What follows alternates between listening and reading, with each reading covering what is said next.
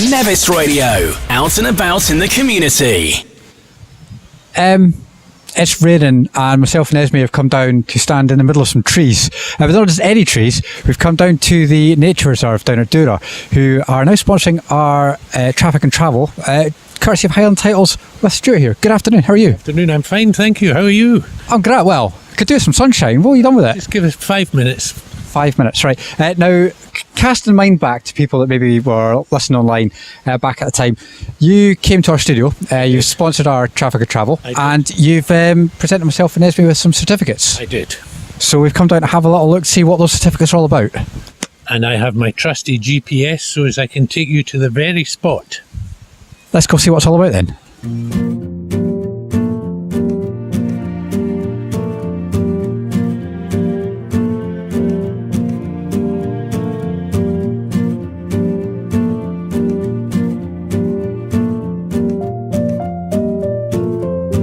Okay, Stuart, we're in the middle of, I don't know where, but are we close? Yes, there you go. That's how close we are. We just need to follow to there.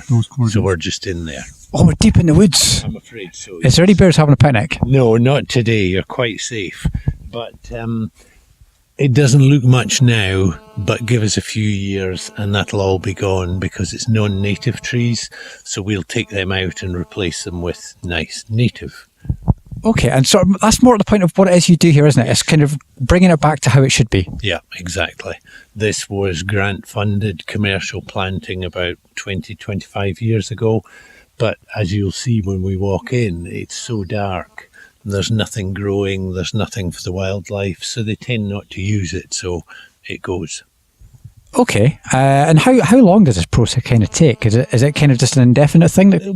No, there is an end to it, but there's quite a lot of Sitka here, so it'll take a few years. We won't take it all out at once. We'll kind of do it a bit at a time, so 5, 6 years maybe.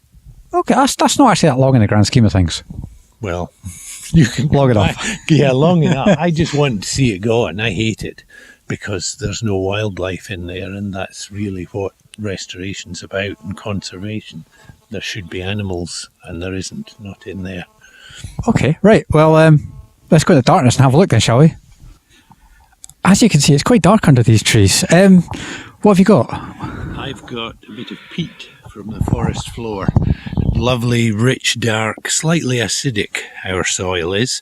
Brilliant for making whiskey, but not so good for growing things because on top of it, in here, is 22 years worth of dead pine needles.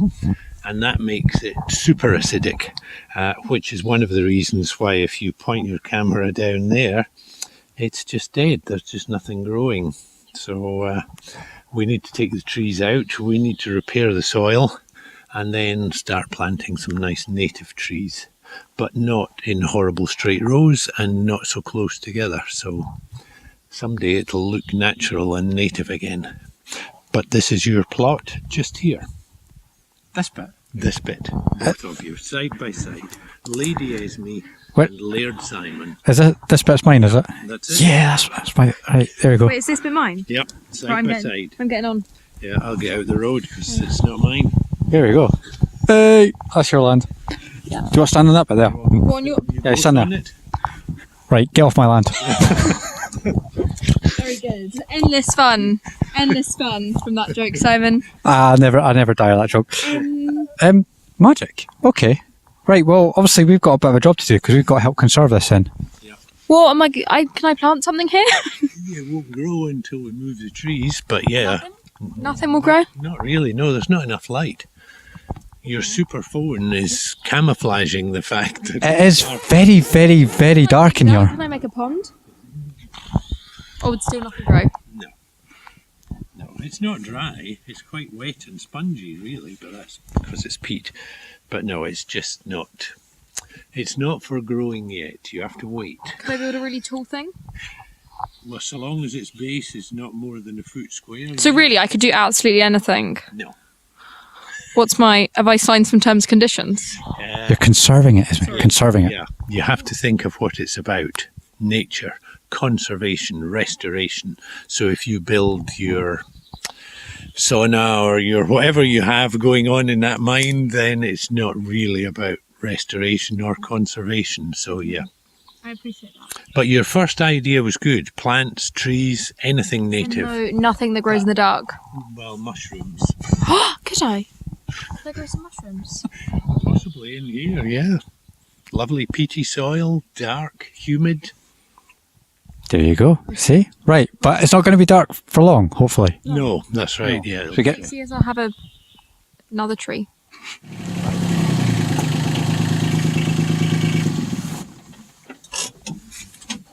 This is very peaceful. What's the crack with these coloured boxes?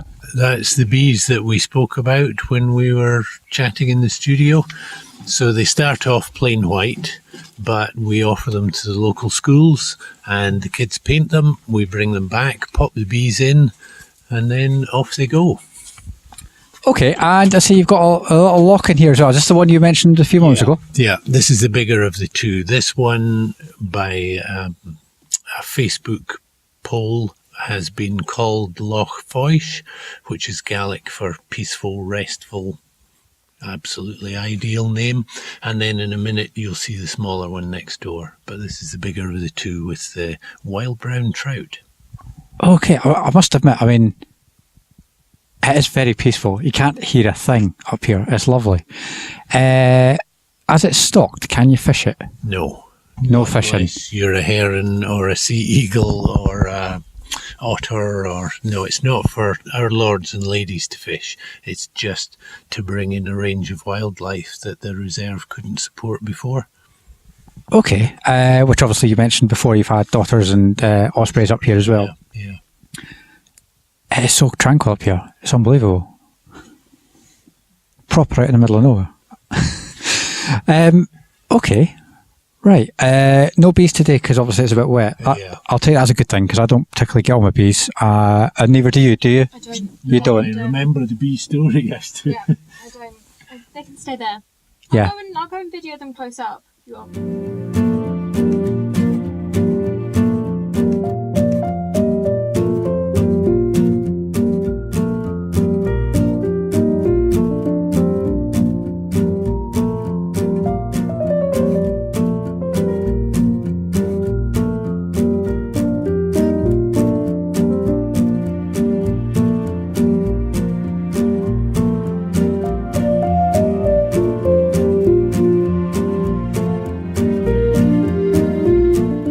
So I say we just had a quick look at the close-ups of the actual beehives. What schools did what?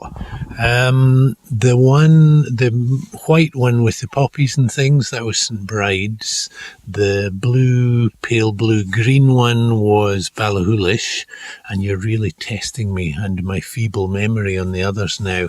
I think the one on the right was the Oban High School Special Needs Department, and I can't remember who that fourth one is. There's 8 hives altogether, so that's my excuse for. I'll let you off. Individual ones. They're very colourful. I'll give them that. Lovely.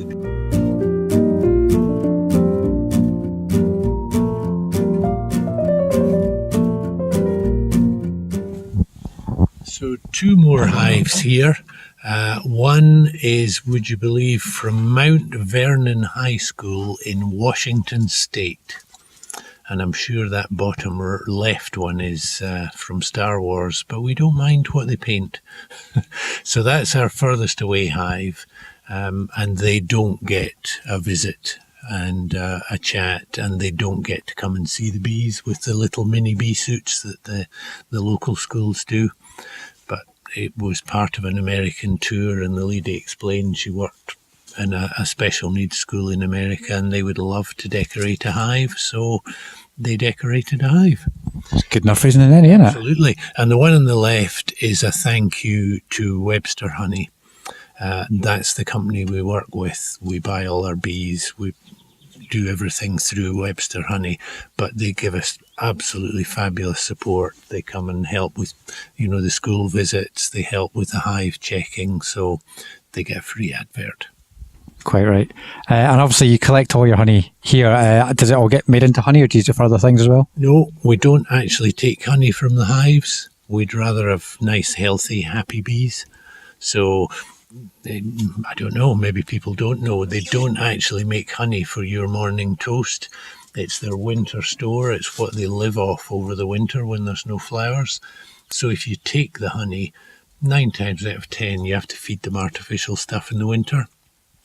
So we just don't take honey. I have learned something new today. There we go. See anything?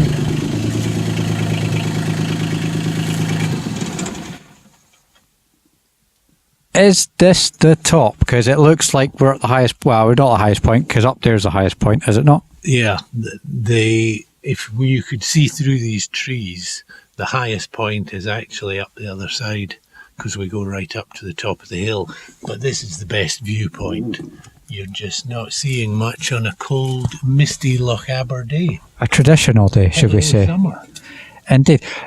But I must say, it's very tranquil. And so you're looking out over Loch Linney. Yeah. I'm just trying to think what that small island is out there. But Balnagowan, there you go. I don't think I've heard of that one. I think somebody bought it a couple of years ago. I think they're building a house on it, actually.